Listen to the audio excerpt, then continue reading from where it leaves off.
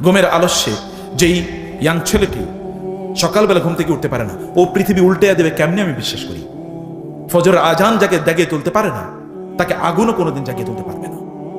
মোহাম্মদ বিন কাসেম যখন এই অঞ্চলে আসে, আপনাদের চেয়ে বয়স কম, 18 বছর বয়স। মোগল সাম্রাজ্য এর পূর্বে মোগল সাম্রাজ্য বাবররা যখন এখানে আসে, বাবরদের বয়স কত? আচ্ছা, ইখতিয়ারউদ্দিন মোহাম্মদ বিন বখতিয়ার খিলজি যখন এই বাংলায় আসে, নদিয়াতে আসে, তার বয়স কত ছিল? আপনার বয়সী, আপনাদের বয়সী। তো আপনাদের তো এটা তো বিজয়ের বয়স, এটা তো ঘুমিয়ে কাটানোর বয়স না, এটা তো ফেসবুক দেখার বয়স না, এটা তো ইউটিউব দেখার বয়স না, এটা তো কোনো একটা মেয়েকে দেখার পর ওর দিকে তাকে এরপরে আটফাল করে পড়ে গেলেন, এর বয়স না। আপনি কেমন তা করবেন? আপনি তো তার চেয়ে অনেক ঊর্ধ্বে, অনেক বড়, অনেক কিছু আপনার, অনেক কিছু করার আছে। এই জাতির প্রতি, মায়েদের প্রতি, বাবাদের প্রতি, প্রতিষ্ঠানের প্রতি, অন্যদের প্রতি দেখান যে ইউ ক্যান ডু সামথিং, আপনি কিছু একটা করতে পারেন। সে কারণে আপনাকে ফোকাসটা ঠিক করেন প্লিজ, এবং এনার্জি এখানে দেন। এইটা সিদ্ধান্ত নিয়েছেন আপনি এটা হবেন, আপনি এই কলেজের সবচেয়ে ভালো ছাত্র হন না, আপনার ব্যাচে আপনার চেয়ে ভালো কোনো ছাত্র নাই, বাংলা আপনার চেয়ে ভালো কেউ জানে না, আপনি বাংলা সাহিত্যের ওস্তাদ হয়ে গেছেন, আপনি হন। এবং আপনার টিচাররা যেন রেফার করে যে যদি বাংলা সম্পর্কে কিছু জানতে হয় তাহলে ওর কাছে যাও। He is the best student in our college in this subject. আপনি হন না কেন? এটা কি হওয়া অসম্ভব?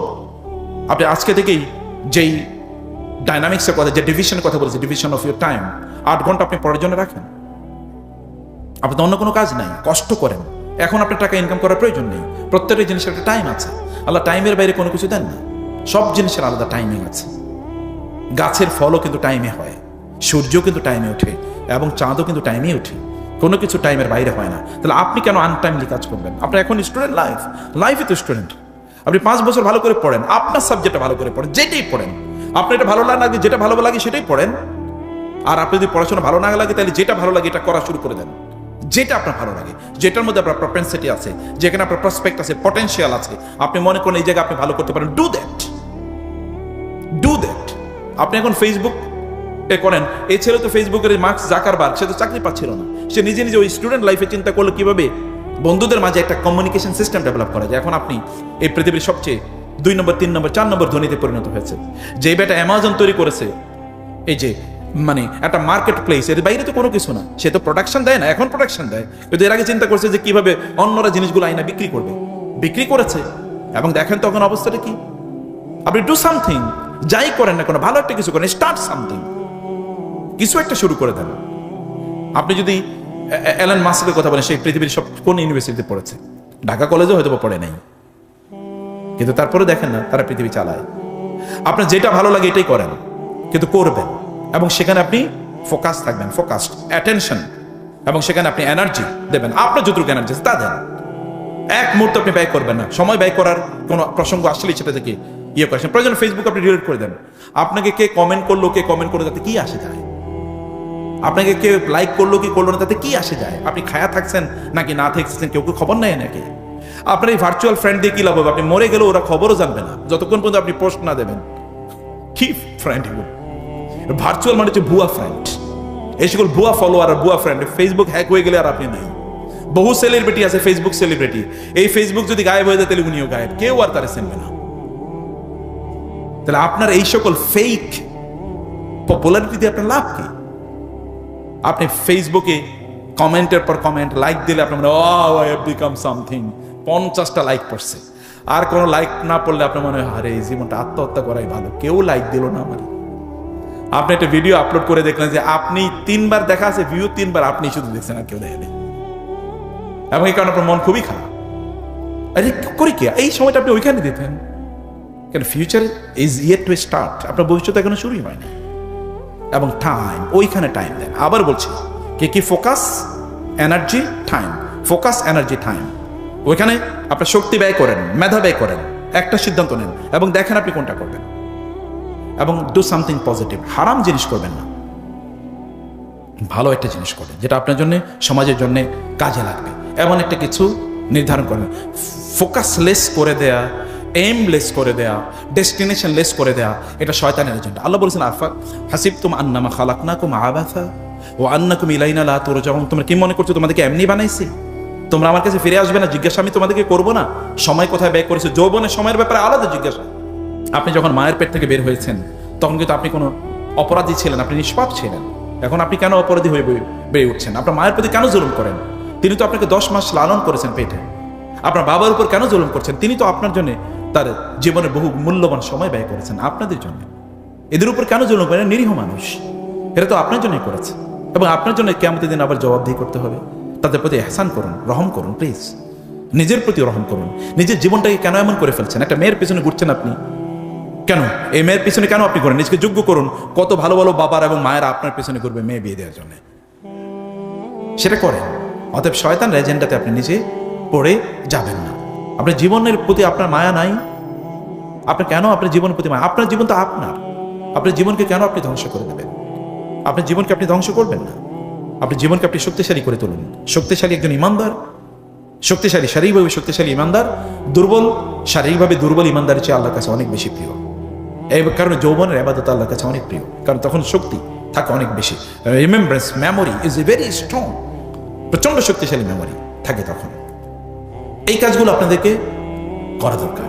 আপনি নিজকে ভালো মানুষ হিসেবে তৈরি করেন, ভালো কিছু গুণ আপনি অর্জন করেন, ভালো বন্ধু তৈরি করেন। খারাপ যে জায়গাগুলো সেগুলোকে ওগুলো থেকে নিজকে অ্যাভয়েড করেন। খারাপ কাজ করা খুবই সহজ, ভালো কাজ করা খুবই কঠিন। খারাপ কাজ তো যে কোনো ব্যক্তি করতে পারে, তার জন্য কোনো যোগ্যতা লাগে না। ভালো কাজ করার জন্য যোগ্যতা লাগে। কিছু যোগ্যতা অর্জন করেন, পিতামাতার প্রতি ইহসান করেন, শিক্ষকদের প্রতি শিক্ষিকাদের প্রতি ইহসান করেন, নিজের প্রতি সবচেয়ে বড় হলো ইহসান করেন। আপনার দুনিয়াও শেষ করে দিচ্ছেন, আখেরাতে শেষ করে দিচ্ছেন। আপনি আপনার নিজকে কেন আপনি ড্যামেজ করে দেবেন? আপনি তো হিউজ শক্তি সম্ভাবনা নিয়ে আপনি তৈরি হয়েছেন। এবং এই জন্য কি করতে হবে জানেন? আপনি ভালো মানুষ হতে হলে ইসলাম ছাড়া কোনো উপায় নাই। ইসলাম ছাড়া কোনো উপায় নাই। নজরকে হেফাজত করেন, দৃষ্টিকে হেফাজত করেন, চোখকে হেফাজত করেন, তাহলে আপনি ব্যক্তি পুরুষ। পুরুষ মানুষ একজন মহিলারে দেখলাম এরপরে একেবারে প্রায় শুয়ে পড়ছি, এরকম একটা ভাব। এটা আবার কেমন পুরুষ হইল? আপনার এলাকার কয়জন লোক আপনাকে চেনে? এলাকার সাথে আপনি ইনভলভ কিনা? এলাকার ভালো কাজে আপনি আছেন কিনা? নাকি ঘরের মধ্যে কেবল শুয়ে থাকেন? দিনকে রাত বানিয়ে নিয়েছেন, রাতকে দিন বানিয়ে নিয়েছেন। দিনের বেলা মানে ঘুমান, আর রাতের বেলা হয়েছে মানে নীল স্ক্রিনের সামনে বসে থাকেন। আপনার কোনো আভিজাত্য নেই।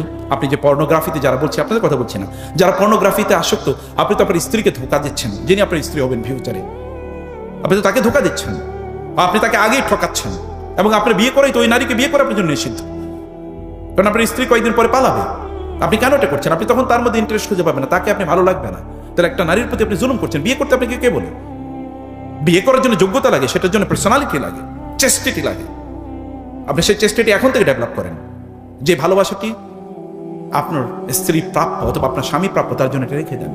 ওইটা তো আপনার বিয়ের বয়স হয়, এখন আপনার বিয়ের কথা হয়নি। আপনি যখন বিয়ে করে যেন ইয়াংরা আমাদেরকে প্রশ্ন করে আমাদের কি এখন বিয়ে করা উচিত? হ্যাঁ উচিত, যোগ্যতা অর্জন করেন। একজন স্ত্রীকে লালন করার জন্য যোগ্যতা লাগবে তো নাকি? নাহলে তো বিয়ে করার পরের দিন থেকে মারামারি করবেন, কুস্তি, রেসলিং, বক্সিং, কে কাউকে বেশি ইয়ে করতে পারে। আপনার সন্তান হবে, সন্তান আপনার যাকে যিনি আপনার সন্তান হবেন, আপনি যার বাবা হবেন, এই সন্তানকে কিভাবে লালন পালন করবে তা জানতে হবে তো আপনাকে নাকি?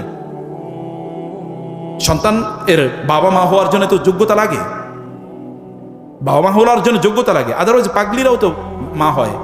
শুধু সন্তান জন্ম দেয় কোনো যোগ্যতার বিষয় না, ফাদার হওয়ার জন্য যোগ্যতা লাগে, মাদার হওয়ার জন্য যোগ্যতা লাগে। নাহলে ওই রাস্তার পাগল এবং পাগলিরাও তারা কিন্তু বাবা মা হয়। অথবা এটা তো আপনাকে জানতে হবে, এটা আপনি অর্জন করেন আগে।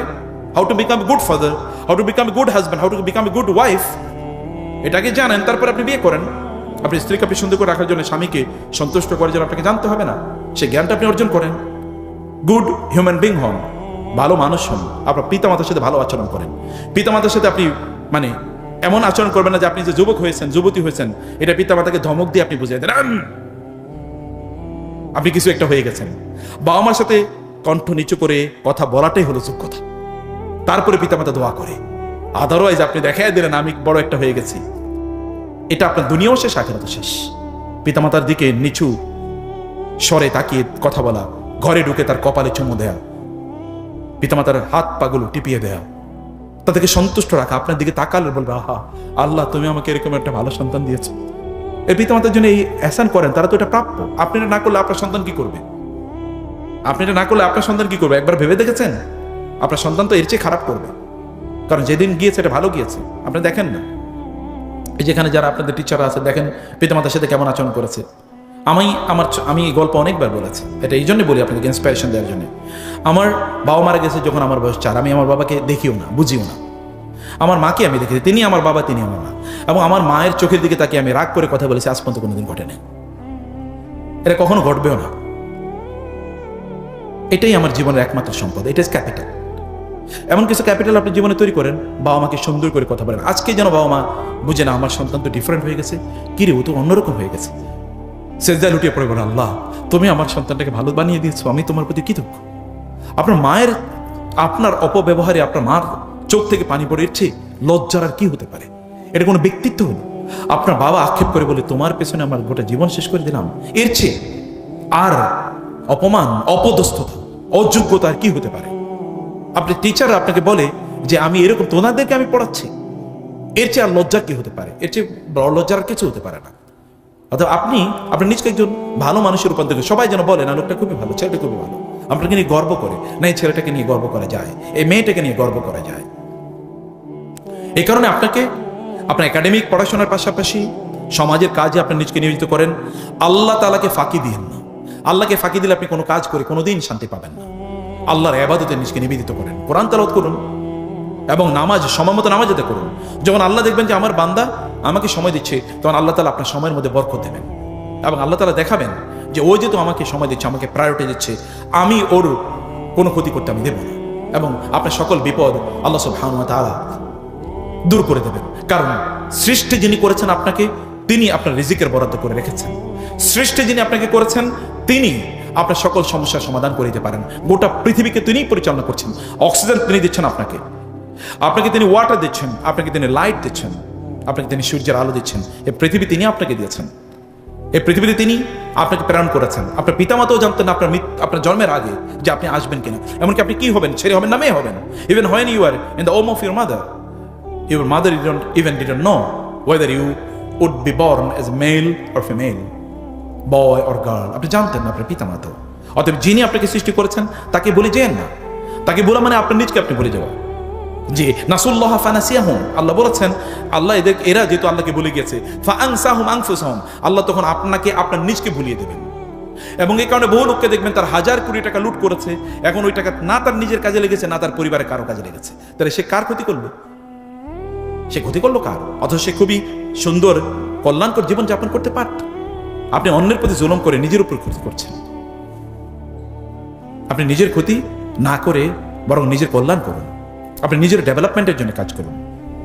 নিজকে আপনি একজন যোগ্য মানুষে রূপান্তরিত করুন এবং আপনি একজন ভালো মানুষে পরিণত করুন। তার জন্য আপনাকে নামাজ পড়তে হবে। নামাজ পড়লে ইন্না সালাতা তানহা আনিল ফাহশাই ওয়াল মুনকার। নামাজকে বলেন না নামাজ আমি পরে পড়বো।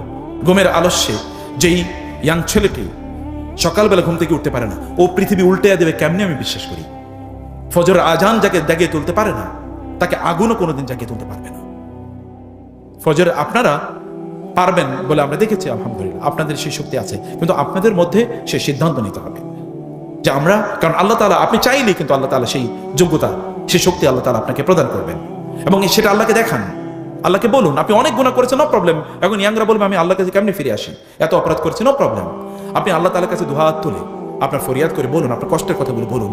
দেখেন আল্লাহ সুবহানাহু ওয়া তাআলা আপনি চাওয়ার আগে আল্লাহ তাআলা কিভাবে পূর্ণ করে দেন। সে পূর্ণ করার ক্ষমতা তার আছে কিনা? আছে। সব কিছু তো মালিক তিনি। মালিকাল মুলকি তুতিল মুলকা মান তাশা ওয়া তানজিউল মুলকা মিম্মান তাশা। তিনি সবকিছুর মালিক, আসমান এবং জমিনের মালিক তিনি। তিনি আপনার মালিক, আপনার পিতামাতার মালিক, সকল সম্পদের মালিক। সবকিছু তিনি চাইলে তিনি মুহূর্তের মধ্যে একজনকে প্রধানমন্ত্রী বানিয়ে দিতে পারেন, আর একজনকে রাস্তার ফকির বানিয়ে দিতে পারেন তিনি মুহূর্তের মধ্যে। কেউ জানে না হোয়াট উইল হ্যাপেন।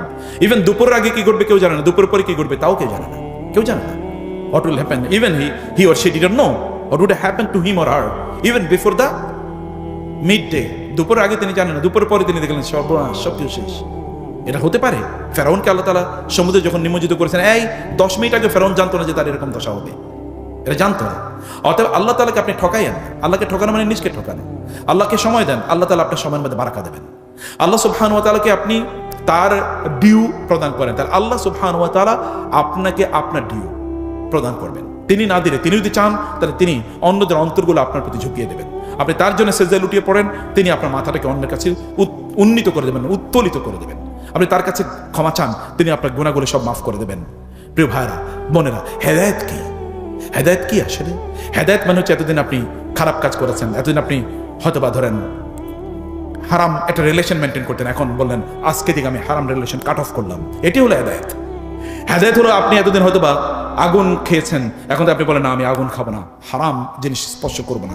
এটাই হেদায়েত। হেদায়েত এতদিন আপনি নামাজ পড়তেন, এখন বলেন যে আমি আজকে থেকে এক ওয়াক্ত নামাজ আমি ত্যাগ করবো না। এটাই হেদায়েত। হেদায়েত এতদিন আপনি অন্যান্য গল্প উপন্যাস পড়ে আপনি কাটিয়ে দিতেন, এখন আপনি তার পাশাপাশি কোরআনও পড়ছেন, হাদিসও পড়ছেন, রাসূলের জীবনী পড়ছেন। এটাই হেদায়েত। হেদায়েত মানে কি? এতদিন আপনি কোরআন পড়তে জানতেন, এখন আপনি কোরআন পড়া শুরু করেছেন। হেদায়েত মানে এতদিন খারাপ বন্ধুদের সাথে আড্ডা দিতেন, এখন আপনি ভালো বন্ধু খুঁজে খুঁজে বেড়াচ্ছেন।